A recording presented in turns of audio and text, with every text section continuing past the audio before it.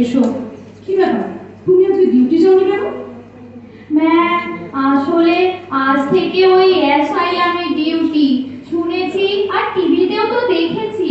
ওখানে পেশেন্টরা খুব ডেঞ্জারাস হয়, যদি আমাকে আঁচড়ে দেয় বা মেরে ফেলে। শোনো, ওটা অ্যাসাইলাম নয়, ওটা সাইকিয়াট্রিক হসপিটাল। আর সমস্ত মানসিকভাবে অসুস্থ পেশেন্টরা ভয়ানক হয় না? আর এখন তো ওদের চেন দিয়ে বেঁধেও রাখা হয় না।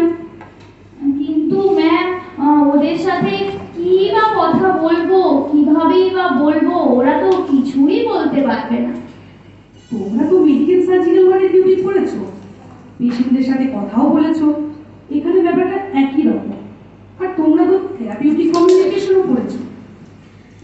ম্যাম, কিভাবে কমিউনিকেট করব, যদি একটু গাইড করে দেন খুব ভালো হয়। তুমি পেশেন্টের সাথে কথা বলো,